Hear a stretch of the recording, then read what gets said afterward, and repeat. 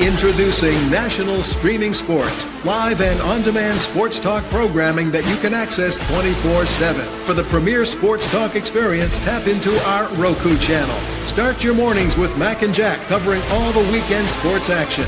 Then pour a cup and enjoy all the sports you can drink on the Coffee and Sports podcast. At midday, talk sports from east to west on the Coast to Coast podcast. Followed at night by some hot girl talk with Prim and Proper Sports featuring Sonja Pearson.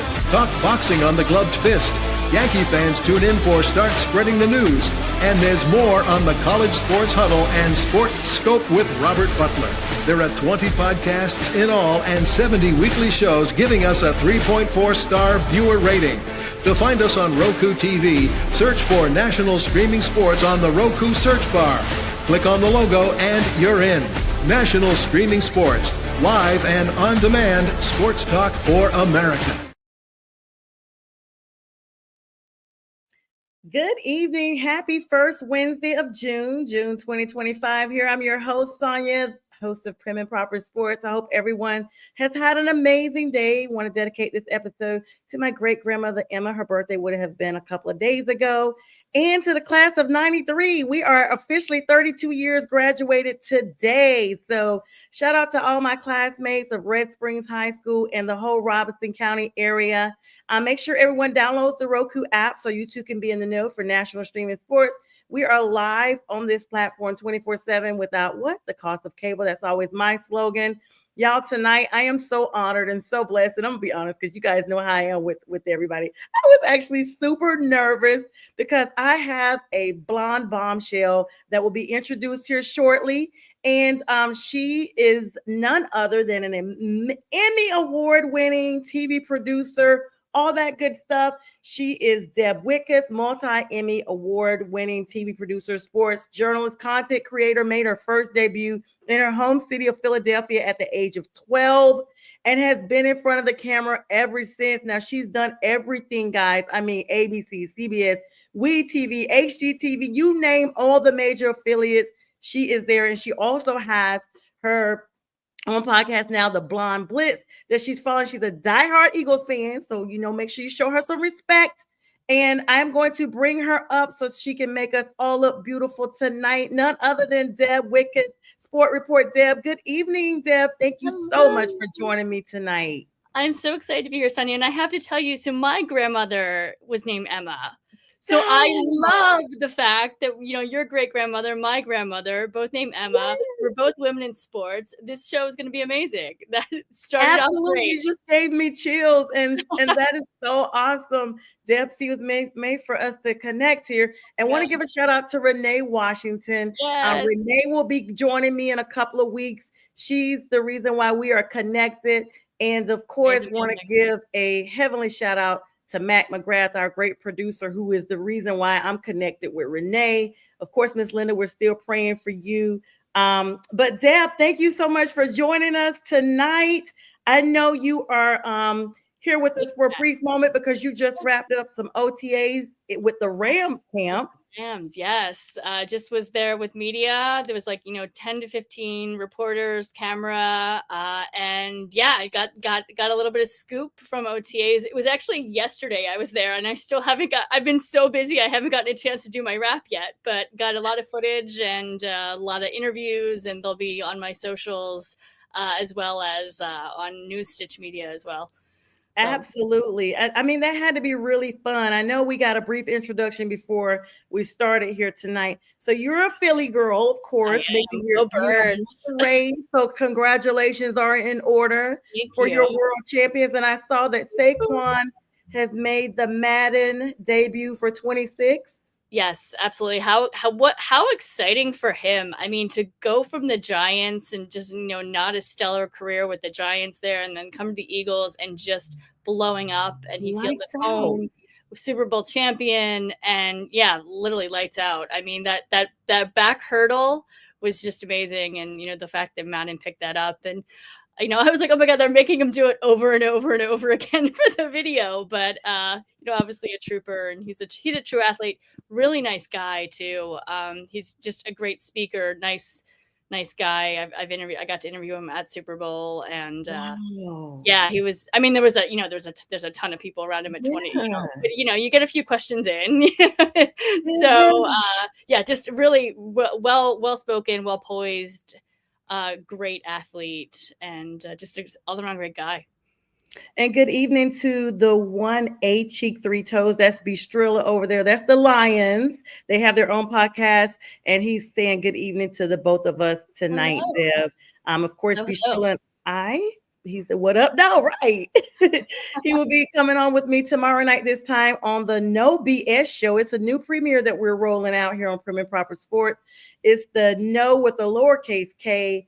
NOBS for Brian and Sonja's show, and I'm excited about that. Tomorrow night we'll break in on that. Deb, so much to get into here. Of course, you're an Eagles girl and you have followed. What is your most memorable? I guess there's probably so many. Of course, you're an Emmy Award winner. Like, what is that like? First of all, congratulations on that. That is Thank you. Thank you. As far as like in my whole career, my most memorable part of life thus far, or well, does it have to be football? football? Is big, and of course, sports as well. Right. Whatever you're willing to share. We'll do both. So I think definitely my most memorable was my first Emmy, because that's it's kind of like what I worked my entire life for. I was 5 years old. I told my mom to get me an agent. She didn't, thank God. Wow. I was like, Mom, I want to do what those women on TV do. And so she basically told me, you know what, like when you're 18, you can do whatever you want, but you're going to be a child. But she, of course, put me in theater and put me in the dance classes and put me like I was a musical theater minor. I majored in TV. So yeah, like I kind of always knew. So I always wanted that Emmy. And I remember speaking with one of my colleagues just about life in general one time. And I was like, my one goal in life is to get one Emmy. And he looks at me and he goes, and I think I was probably 26 at the time. And he goes, Deb, in your entire career, you're going to get more than one Emmy. And I was like, really? And I was like, really? Like the concept was just so foreign, because, you don't always like, not everybody has one. Like those really are the kind of friends we need, though. Those that believe that, hey, it's going to get done no matter what, even if you think it's tough, you're going to get it done. Right. And then, so honestly, when our, the show name, it was Lucky, my first Emmy was Lucky Dog on CBS, Brandon Camillon is the host. And I also am a huge rescue girl. I don't know if you know that, but I actually have foster kittens right now. That's so awesome. So I do rescue work on the side, and I have my vet certification, or my vet assistant certification. So anyway, I'm a huge rescue girl, and the show was all about rescuing and rehabilitation for dogs and finding their forever home. It's been on for years now, but that was the first Emmy. And to hear the show's name announced as the Emmy winner, and we were actually up against Oprah, so we didn't think you know what I mean? Okay, listen, everybody is not beating out Oprah J. Winfrey, okay? Right. So we were shocked, and then it was pure, I was actually filming, it was pure pandemonium at our table, and I like threw my phone to someone to like finish taping. And yeah, to be on that stage was so cool, to look out in the entire audience. And I just remember thinking, like, Deb, like, take this in, because like this doesn't happen all the time. You know what I mean? So it was pretty cool. That is nothing to, as they say, sneeze at. And that explains why when you first logged on, my pup ran over right away, because he could sense, he knows vets and those people who really love fur babies. And so I didn't let him get on the camera, but he literally, as soon as you logged on, he was like trying to climb on me, and I just didn't let him get up there. He's a Yorkie poo, and he loves the camera. He does love the camera. I guess I could let him say hi. Lawson. Yay. Mine's here too somewhere. Where does he go? Nice. Lawson? I have one of my cats might make an appearance. She loves the lights, so normally she comes. She usually comes on and jumps on while we're taping. But he literally almost wanted me to beg him. It's crazy. He was sitting behind me. Oh, he's so cute. Oh, he looks a little. Does he have a little bit of spaniel in him too? He's a mix? Yeah, He's supposed to be Yorkie Poo, but I think he does because his body is long and He everything. looks like a spot. He looks like I mean, I have a spaniel, so that's why I was like, he looks a little bit. He'll be 7 next week. Yeah. Oh, he's so cute. Hi. It's the ears. Yes. So, okay, buddy. Let's see if Cannoli will come over. Cannoli, come here. Cannoli. And hello to Pink Fan Fur. Pink Fan Fur is the lady behind the reels and promos. She says hello to you, Deb. And she says hi to you, Lossie. And she's saying welcome to the All Things Football and Prim and Proper Sports. And she says for us to have a great show. Thank you so much, Pink Fan Fur, for your reels, your promos. She is the hype lady. She's so talented. And of course, she's a super fan of the Panthers. Now, Deb, before we hopped on here, we talked real briefly about who my team was. And, I kind of brought it up. Of course, the Eagles wanted this tush push band. Yep. And I've seen your stance on it. You're like, hey, stop them. It's a quarterback sneak. Right. It's been happening for years. Right. What's different?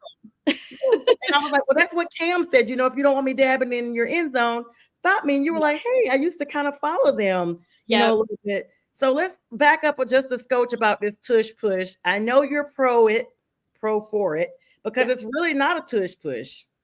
It's a quarterback sneak. Let's face it. Here's Olive. Like I said, everyone, this is my cat Olive. She jumps up. She loves the lights. Anyway, so now that there's a tail in my face, but the tush push. I mean, and like I said, I've said it several times now. Learn to stop it. And it's been around forever. It's a quarterback sneak when it comes down to it. And who was it? Landon Dickerson said it. I believe it was him. Said it at Super Bowl too. Like it's been around forever. Like we just have a little bit of a different take on it, and everyone just needs to learn to block it. And it's not, they can do it too. Like it's not it's not just the Eagles. The Bills have done it successfully as well. It's just other teams just struggle doing it, so therefore they're jealous and they want it banned. Yeah, I saw who was it? Chris Jones for the Chiefs tried to make his body a sacrifice, and I don't know what type of lineup he was doing to block it, but he almost got it. He got himself injured or slightly injured. Right. Yeah, I remember that. And then also too, the Commanders kept on getting the penalties that one game. Yes, penalties in a row. And after a while, I was like, what are they doing? Bistrilla said, Dan Campbell said, stop it. And that's coming from the Lions. I mean, and that's what it is. And now let's hear your Panthers story real quick, because I know you said you had at least a liking to us for a little bit. Yes, no, I mean, I still do. But I was a bigger fan back in the day when it was, Luke Kuechly, and CMC, Kyle Allen. I mean, who else? And Cam Newton. And I actually had a friend who played for the Panthers, so I used to follow you guys religiously. And I'll never forget. Actually, they came and played it was the Eagles Panthers at the Link, and I was down on the field. And then I was actually at my family's seats as well. And I'll never forget, the Eagles were winning the entire game. And then in the last quarter, Cam Newton came back, the whole team came back and beat the Eagles. And I'll never forget, I was standing right by where Cam was running off the field. And he did that like Superman, with his mouth wide open when he goes, yes. And he ran, and I was like, God darn it. Yes. So, and that was actually the game that he got hurt in that kind of led to him retiring. I think it was was it his shoulder that he hurt, or was that because he had a shoulder injury. Then we knew about that, and then all of a sudden we saw him at the airport in an ankle boot, and we were like, wait a minute, he's and that was preseason. Yeah, so then he's still trying to get back out there. He never really officially retired. The Panthers gave him an opportunity to come back couple of seasons ago. But I mean, there's always us Panther fans out there. Of course, we love you, Bryce. If you ever see this podcast, we love you, Bryce Young. We love you, Andy Dalton. But if Cam were to come back, we would always welcome him back with that big embrace. And that was the fun time. I know. Have you met Cam before? I have. And I met him twice.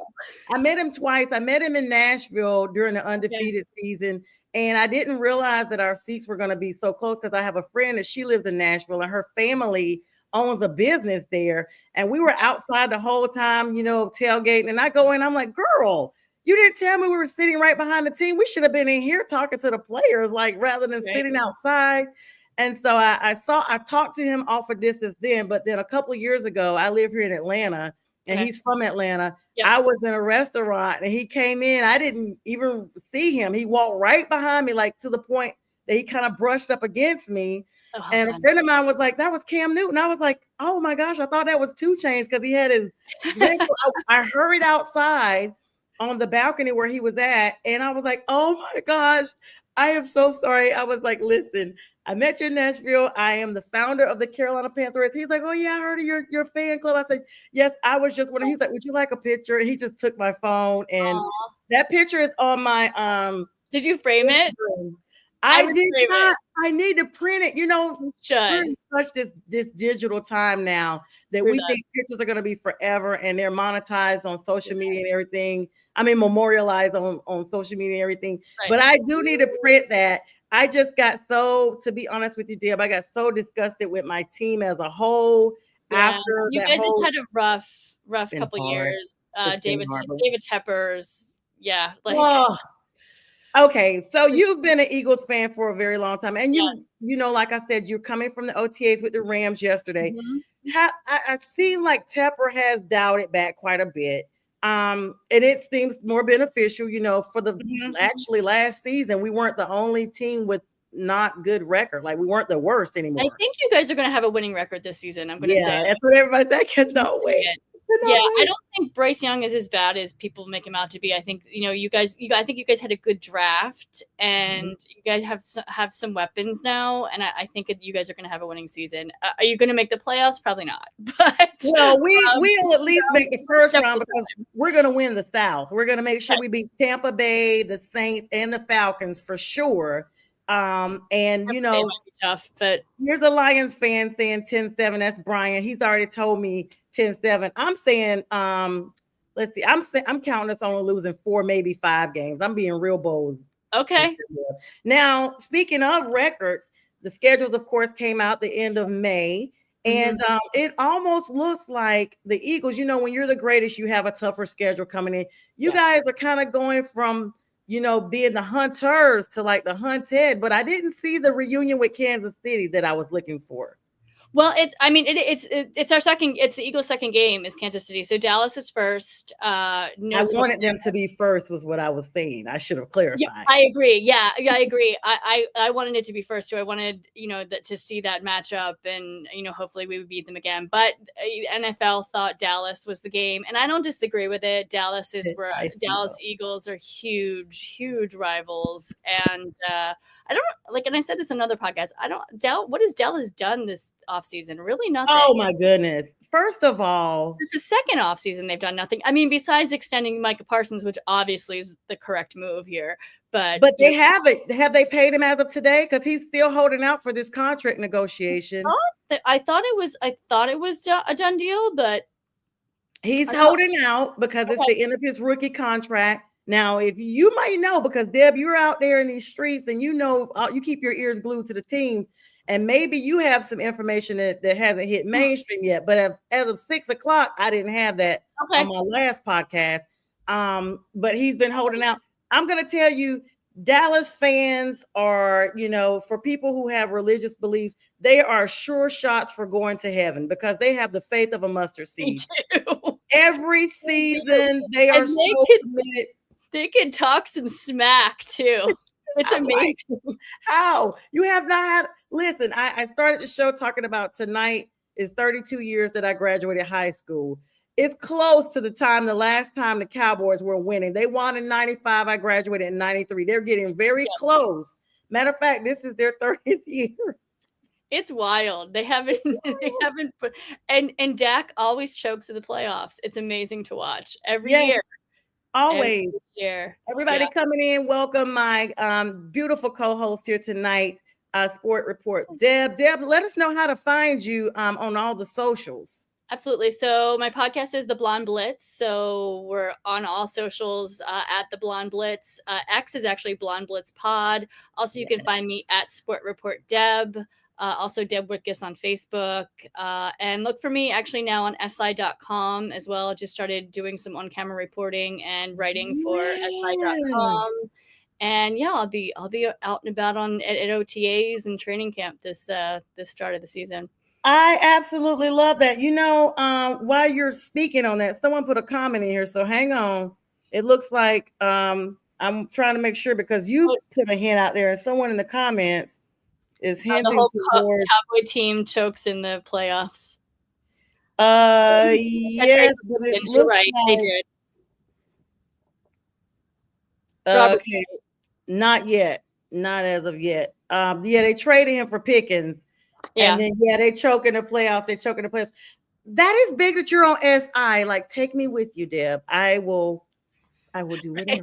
I'll be your sister. I get you. That's really big, though, honestly. Women in podcasting, women in sports is a really big thing. And it's something that should definitely be saluted because, we are here. We love sports. Yep. We are part of a larger audience now. We see even the WNBA taking off. Caitlin Clark coming in, Angel Reese putting a whole spin on everything and rising to a whole new culture. What is your thoughts on seeing the maturation of that game, and how much longer do you think it would take for it to become even more mainstream, like maybe even akin to at least close to the NBA itself? It's great to see, you know what I mean? Just women in sports as a whole. And that's honestly the reason why SI.com reached out to me, because I do have more of a background in women in sports and can spotlight, article subjects and articles. It's actually what I'm doing this weekend. I'm going to be in San Diego covering the She's a Baller flag football, women's flag football. There's 21 colleges that are there to recruit these women. It's a combine. So we've got the best of the best coming to this combine to compete and show their stuff and show their skills. And I'm really excited to cover it. So that is absolutely amazing. And to know that you will be a trailblazer, being the first to come up with this great event, because they'll always be able to look back for many years and know that you were part of the inaugural portion of that. Yeah, I'm just covering it. It's actually it's Jen Welter, who's the first female coach of the NFL. She was a coach for the Arizona Cardinals. She's one of the ones involved in it. So she had called me and said, "Hey, like, come on out and cover this." Working along with her PR Kim Francis as well. So and I'm sure I'll meet the rest of the crew when I'm there. I know it's a collaboration of great athletes and coaches who are going to be there. So.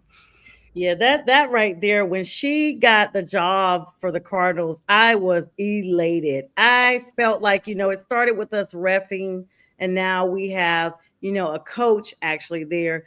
How far do you think we are from, I've heard rumblings over the years. In fact, I had someone years ago reach out to me about basically all women's flag football team that could be kind of akin to what we have now as the UFL and things of that sort. Mm-hmm. How far away do you think we are from something like that? I think we're a couple years away. Maybe 3 to 5 years away. That's maybe not close. Even. It's pretty close. And also too, I just did a story on softball. And there's a pro women's softball team that is now coming together and playing for the first time this summer. So that's amazing because, after these women softball's huge in the US too. And, these women, they play from such a young, I played softball too, just from a young age. And then after college, there's nothing. So, then now there's a pro league that they can play in. So it's amazing to see this evolution. I literally just saw earlier today that there was a young lady who is going to be the first $1 million NIL deal for softball. Awesome. And I could not get her name. I was trying to think. It was an article. You know how you see an article and then you go back and then you don't see it again? It was one of those things. And I was like, it was young lady. She's going to be the first softball player with $1 million NIL deal. So that's really big. Hello to you, Lynn. Good evening. Good evening. Lynn. And yeah, so Pink fan first saying hello to Lynn as well in the house. A lot of big things you got there going on, Deb, and it's a super exciting time. You got OTAs now. Are you traveling to any other teams? I probably will do the Chargers training camp But for OTAs, I'm just going to stick with the Rams. If I can make it to something with the Eagles, I definitely will. I'm figuring out that schedule right now. I'm going to be in Philly at some point, so I'm hoping it's during, and I can get into a practice or into into something or into the training camp. But we'll see.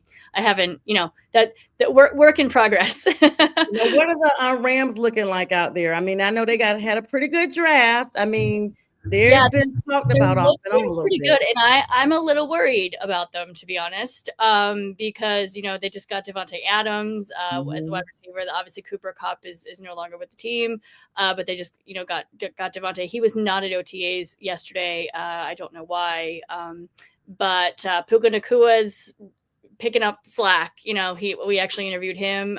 He's roaring to go.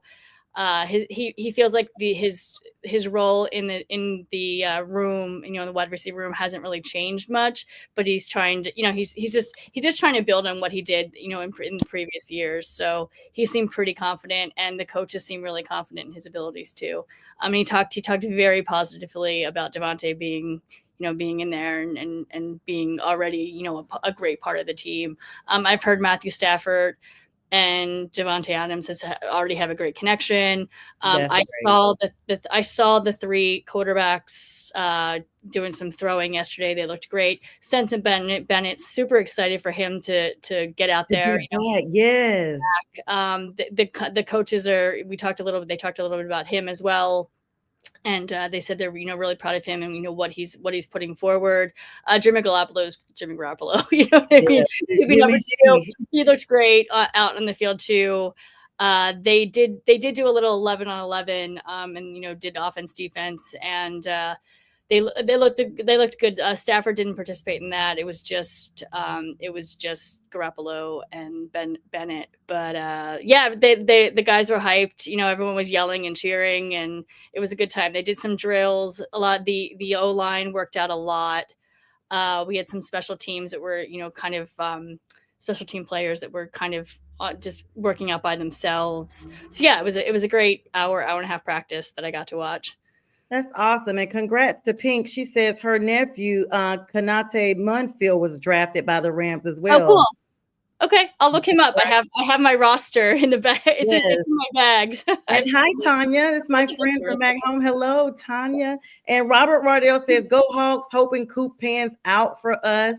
And Deb has jumped off here to try to get some straightening with the news going. Let me make sure real quick. My roster. Oh, she's got a whole roster. Yes, no. Wait, what? Last name is Munfield. Munfield. First name Kanate or Kanate. Kunate. There he is. Oh, he's I have rookie. So yeah, he looks great.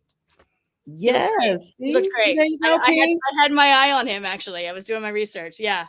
See, there you go. Got it right up here, nice. Right here from front and center. She's the eyes on the sky, and on the ground.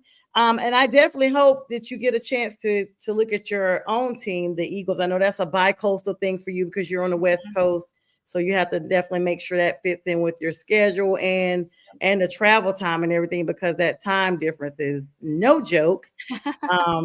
And everything. And I know that now, what else you have planned coming up this week, sports related? You going back to the OTAs tomorrow? I'm going back next Tuesday. So there's another media day on the 10th.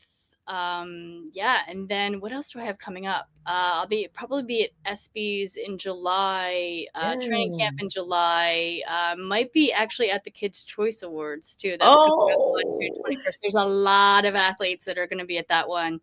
So I'm excited to talk with them on the red carpet, and just kind of prepping for Blonde Blitz, and for some different segments there. So I'm excited to get that all together. Just kind of plan it. It's off season still, so you take this time to plan, and then I know I've can you see it right? Yeah, that's Brian. He knows, and Pink says thank you for that plug. Like, I have to get a new chair. Yeah, Pink says thank you for that. Letting her know know about your nephew, about her nephew. Oh my goodness, I'm getting tongue tied here. Great. Yeah. All right. So that sounds really big, Deb. And I know you got a lot going on. Let me, as we get ready to wrap up, because I know you have to hop off, but I'm going to continue on, ladies and gentlemen. So don't leave. I'm just being respectful of Deb's time. She's super busy. When you were doing production and things of that nature on like HGTV, Mhm. WeTV, are those regular TV shows or were those sports affiliated as well? No, so that was just regular. So I come from an unscripted background. I actually still do work in unscripted. I'm the co-executive producer of I Crime with Elizabeth Vargas and Oh, no. Yes. I Crime with Nancy O'Dell. So I'm Yes. on both of those, and then I do sports when I can. So a lot of sports though.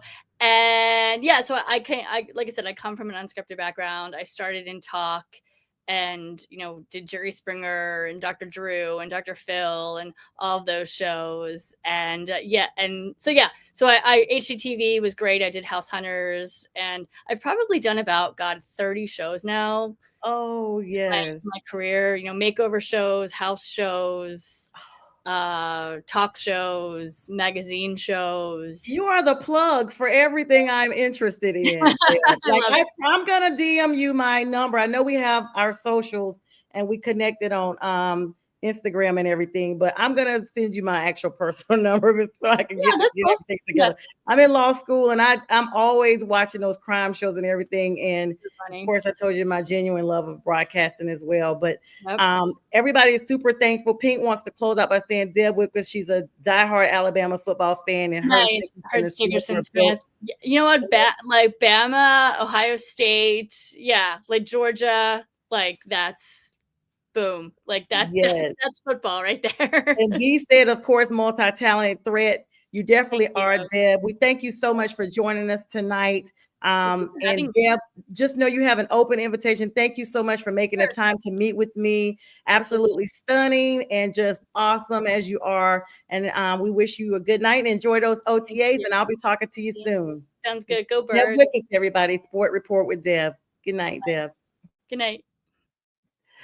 All right, guys, that was Deb Whitcas. I'm so excited that she was able to join me on tonight. Such a blessing to have her. Let's go ahead and take a 30-second break here to give the Huddle Sports Network our affiliate. Yeah, yo, it's game time. Ain't no messing around. Huddle Sports Network, the best in town. From NFL rumors to the latest trends, we got all your sports, just tune in, my friends. Catch us on Roku, Fire Stick, take your pick. Facebook, YouTube, where the action's slick. Daily shows that drop like a bomb. From 10 to 11, it's Ken and Ken, stay calm. Huddle up, catch the vibe, feel the rush. Get your news, get your fills in the clutch. Over 27 podcasts, we breaking it down. Join the team, Huddle Sports, wear the crown. Live every weekday, it's how we roll. Lions Talk with Jeremy B, we taking a stroll. From 11 to 12, don't miss a beat. We break down the game, make the info sweet. The Daily Huddle Podcast, noon to 1. CST Zone, we're just having fun. Toss your doubts, we bring the facts. Tune into the Huddle. All right, and welcome back to the second half of Prim and Proper Sports. Thank you so much again for Deb stopping by, Deb Whitcas, Sport Report Deb. You guys see, she is literally a triple threat, just like Bistrilla said earlier. Producer, sports announcer, sports podcaster, everything. Emmy Award winner. She is literally the epitome of an amazing woman, and she's all the way on the West Coast and made time for me tonight. So thank you so very much again, Deb, for joining me. Thank you, Bistrilla. I appreciate you. As always, supporting me, brother. Love you and thank you so very much. All right, guys, we're gonna go ahead and have some more news coming up here the next 20 minutes. And if you're late coming on, this show will re-air at 9 p.m.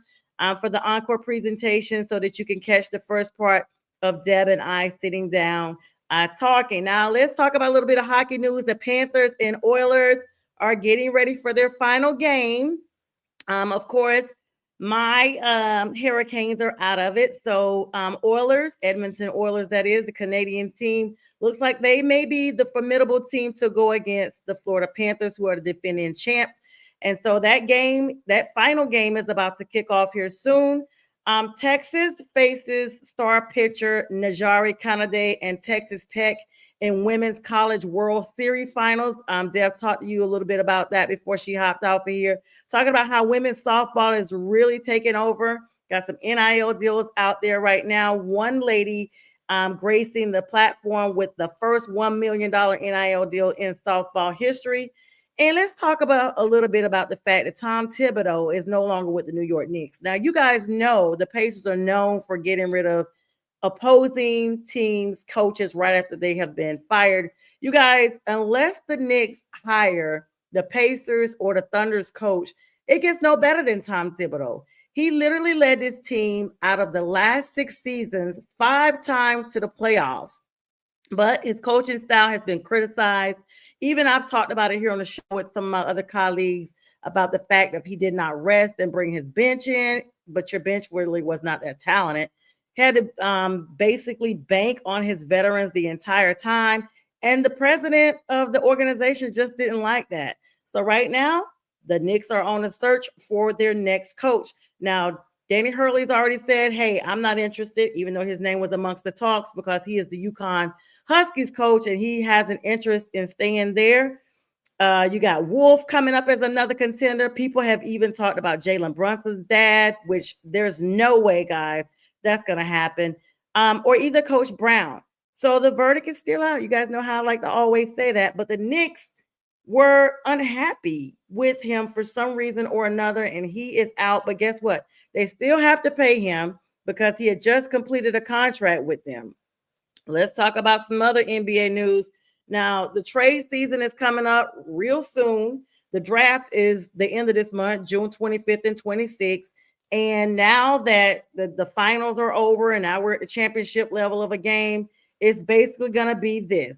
Giannis Antetokounmpo's name has been coming up in so many segments of being traded with different teams. He's been linked with the Knicks. He's been linked with the Warriors. It's no telling where he goes, but his name, once again, is also coming up, even with Kevin Durant and as much as Cooper Flagg. Now, Cooper Flagg, of course, the number 1 draft prospect projected to go to the Dallas Mavericks for the first round. The thing is whether or not they actually are going to keep him or trade that pick. Now, it's highly unlikely that they will. And hello, Shakti. I hope you're doing well today. Thank you so much for joining me. Najiri Kennedy is not only the best pitcher in softball, she's also made history. So she's the one. I couldn't think of the name earlier. Thank you, Brian. She's the one I kept talking about who got the $1 million deal. Najiri Kennedy, definitely getting it done. Hang on, guys. My plug fell. I definitely don't want my stream to end because plug came out. All right. Yeah, Najiri Kennedy. So congratulations to her. $1 million deal. And okay, Shakti, that's cool. You don't like the NBA. All right, guys. So anyway, big news out of that. And I don't know what it's going to take, but these people that are basically saying that the trades are coming up, it's going to just depend on, no one knows. Everything is a guess at this time. No one knows until, as they said, the rubber meets the road. But I think the draft will have a high impact on what teams decide to do, unless they feel like they're going to go ahead and trade Giannis beforehand. But the verdict is out and we shall see. Let's talk about a little NFL news, guys. You know, that's my favorite topic. But before we do, got the Pacers and the Thunder facing off tomorrow for the first game. Of course, the Thunder is projected to be lightning fast, and the Pacers are probably exhausted because they've had to play so tough offensively in the last couple of matchups. But Tyrese Halliburton and all his crew, you know, he's going to have to be the leader of that Pacers franchise, and he's going to have to stand up against SGA. 4 Canadians, y'all, are in the finals, 2 apiece for both teams. So I'm sure all of Canada is watching as this goes down. Now let's look at the NFL news. Unfortunately, Donald Prim Jr., the newest tight end for the Pittsburgh Steelers, suffered a torn Achilles tendon during OTAs on Tuesday, and this is likely going to be ending his 2025 season. You guys know that's a year-long recovery, if not more. Basically, it occurred during a practice session, and it's going to be pretty impactful for the Steelers. And you guys know they still have not signed their quarterback. That fiasco is still out. No one knows what's going to happen. And I don't even know at this point if it even has a difference with this injury with Donald Parham. He signed with the Steelers in February of this year and was competing for a roster spot. So he hadn't even made the final roster yet, but he was going to be a backup tight end.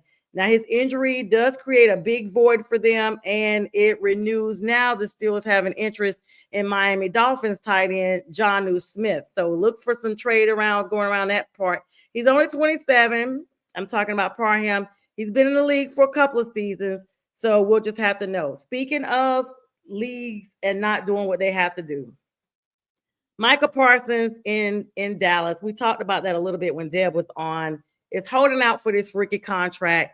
If he gets this contract, he's going to be the highest non-paid quarterback in the league. Now, he's their edge rusher, linebacker. He's only 26 years old. But he is elite. He's come in, even though the Cowboys themselves have not made a solid playoff push. And in fact, this is what I forgot to tell Deb. The fact, like she said, they haven't done a lot. The fact that they only moved Schoppenheimer up for their head coach position after they got rid of Mike McCarthy and didn't even go out to try to find a talent to get the head coaching position lets me know that they just were not doing that much. Now, they got to wait for Dak to come back from his injury, see what he looks like after coming back. That's a go figure. No one knows.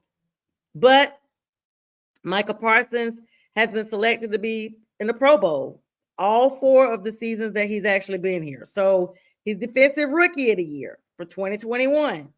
All Pro honors, 52.5 sacks, which is extremely high for the level he is in the league, and 256 tackles, 172 of them by himself with 84 assisted, 4 fumble recoveries, and 4 forced fumbles.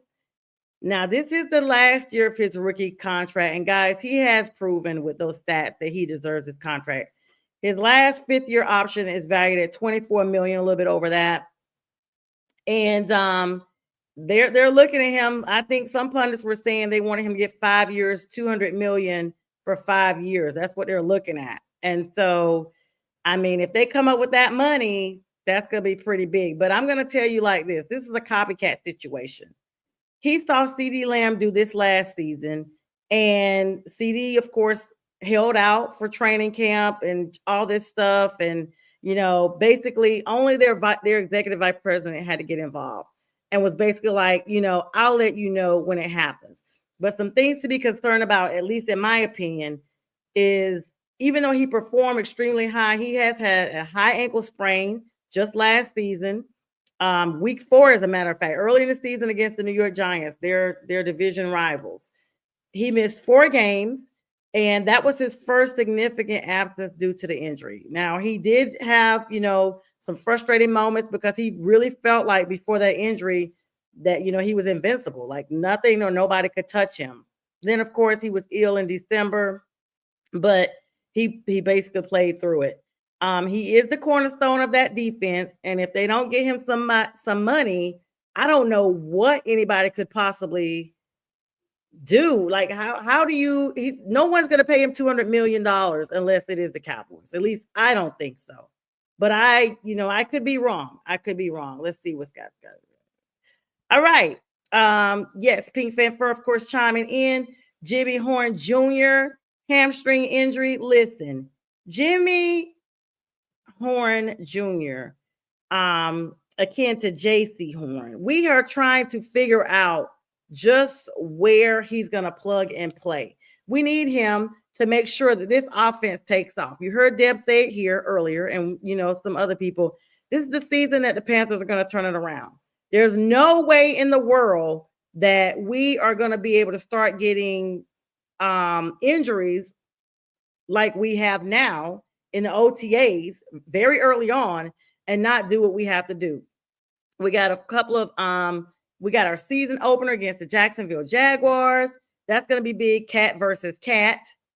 That is interesting because whenever you look at each of the teams that we're playing, we can actually beat those teams. We can win the South. I mean, I'm pausing here because I know some people don't agree with that, but we can. We really can beat the South. We've had some really close games with some of the South contenders, even when we were not where we are. I mean, last season we were 5-12, and the season before that, we were not even that good. But this is the thing. Dave Canales has been the quarterback whisperer for our team. David Tepper has been less hands-on and allowing coaching to do what they need to do. Even though the fact that we may not be, I'm going to be honest with you all, we may not be all the way Super Bowl ready. We are definitely contenders for the NFC South.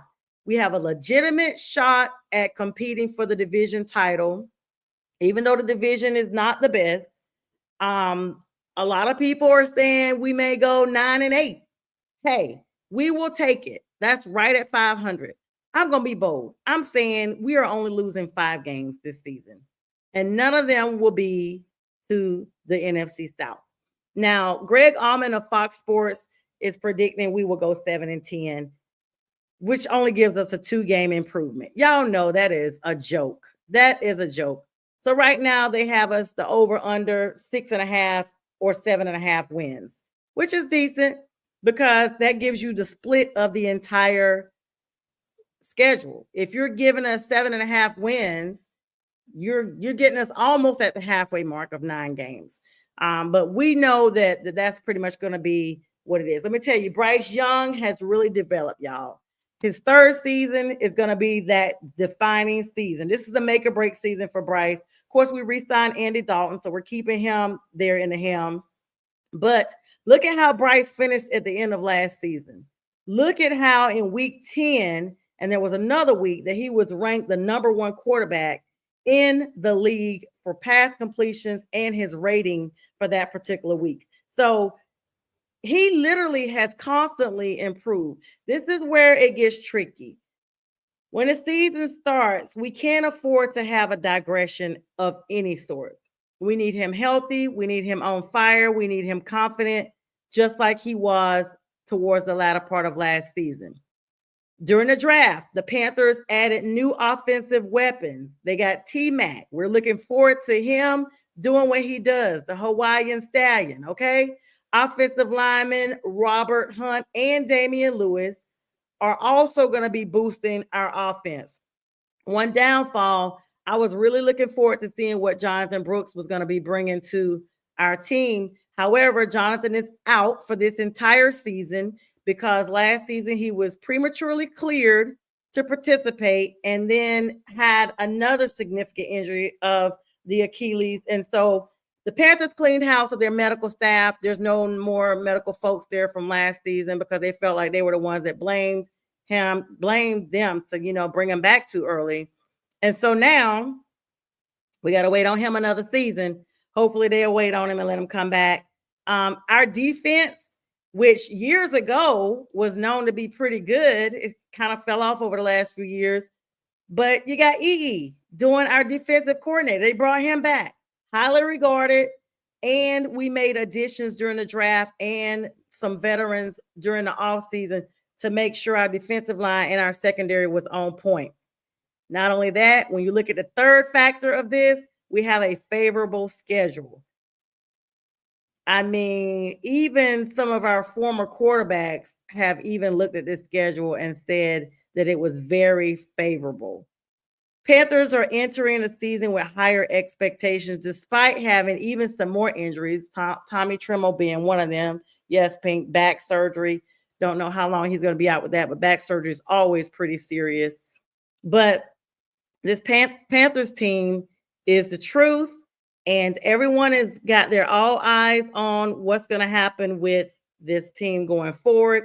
And I'm sure that it's going to be an amazing season.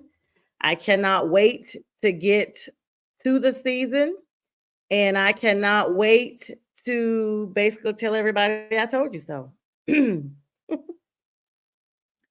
All right, so of course you got other teams to look at. All OTAs everywhere. Justin Jefferson coming in, committing to Minnesota, of course, fully participating in the offseason with the new quarterback JJ McCarthy for the Vikings. this is critical in building that chemistry between JJ and the other JJ, Justin Jefferson and JJ McCarthy. Because this is the first time we've seen the rookie quarterback come out and take the field. And the Vikings have not really been sold on who their starting quarterback was, except for to verbally say JJ McCarthy would be their quarterback. We didn't see them, they got rid of Sam Darnold. I don't want to say get rid of, they traded him, but Sam was like their veteran. So JJ's coming in there, teeth to grind, getting it done. Christian McCaffrey, the San Francisco 49ers running back, has returned to practice. Christian will always be in the hearts of us Panthers fans. They said he's showing no ill effects from the Achilles and knee injuries that sidelined him for much of last season. His health has taken a major boost, and congratulations to him. He got married and all that good stuff, and hopefully they can bounce back from that 6-11 record that they have. Let's look at the Jets. Josh Reynolds, Jets wide receiver, is talking about how tumultuous 2024 was for him.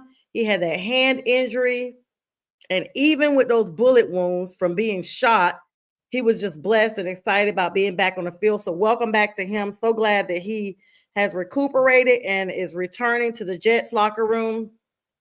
Quentin Johnston, the Chargers wide receiver, is coming back for a third season, basically talking about how he's improved and he's ready to work and show that he can do better in the next season. Then let's look at this. Now, as if injury to add insult to injury, no pun intended, Kyle Pitts of the Atlanta Falcons, Falcon fans have been disgruntled with him, to say the least, for a little bit. Well, now he's dealing with an injury, and the team is taking extreme caution with him during the OTAs. They're really not even saying exactly what that injury is, but who knows? Hopefully Kyle will be okay. I thought he was on the chopping block to be traded, but maybe not.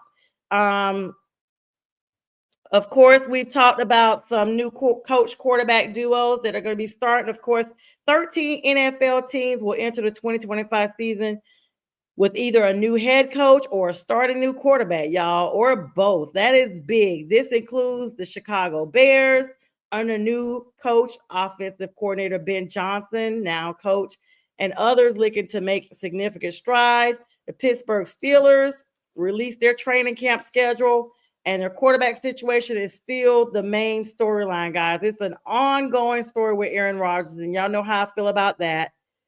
Meanwhile, Shedeur Sanders is putting up numbers really big in the OTAs alongside veteran Joe Flacco with the Browns. But Flacco is like, hey, I'm nobody's mentor. I'm just here to play ball. And then if you look at it, mandatory mini camps have kicked off. These are coming off here real soon. It's 3-day sessions, compulsory for many players. And we have players like Trey Hendrickson that are still basically saying they're going to hold out for these contracts. So even as things are going on, training camps, things of that nature, workouts, we still have these contracts that are still up in the air. They got joint practice teams that are going on right now with the Falcons hosting the Titans. So kudos to them to doing that. That means the Titans are coming down to Flowery Branch, Georgia, where the Falcons actually practice. And this is just a big off-season time. It's a big time. There's a lot of contract negotiations still going on. It's still a lot of developing young talent. We're still looking at Shiloh down in Tampa Bay. He's doing decent.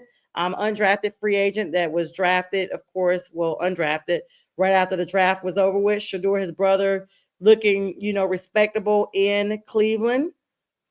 And the news just carries on and on and on. Before I get off of here, I do want to talk about today the Purple People Eaters, Minnesota Vikings. I talked about this a little bit earlier on another podcast. Jim Marshall, 87 years old, of the 1970s, 1964, 19 seasons with the Minnesota Vikings, passed away on yesterday at 87 years old. Of course, he's known for his defensive 65-yard run the opposite way into the wrong end zone. Of course, it was a safety for the 49ers, who went on to win that game October of 1964. But he was so beloved. He even had a homeless charity that he started off season. He played 19 of his 20 seasons in the league with the Minnesota Vikings. Number 70, of course, his jersey number, retired in their Ring of Honor. Thoughts and prayers, of course, to his family, friends, and the Minnesota Vikings franchise, organization, and all that good stuff, as he has made his mark in history as one of the highest ranked defensive ends in NFL history. And with that, guys, we were going to dedicate tonight's show in honor and memory of my great grandmother, Emma. We thank again Deb Whitcas for coming on and joining me. Thank you, everybody, Pink Fan Fur, for the promotion, for the likes, loves, and shared by everyone who's come on tonight. And this show will re-air at 9 p.m. So here in about the next 4 minutes, it will re-air. So if you missed the first part with my sit down with Deb, please join me. And if not, I will see you all on Friday with the Fellas, Prim and Proper Sports presents. And with that, I will bid you all a good night.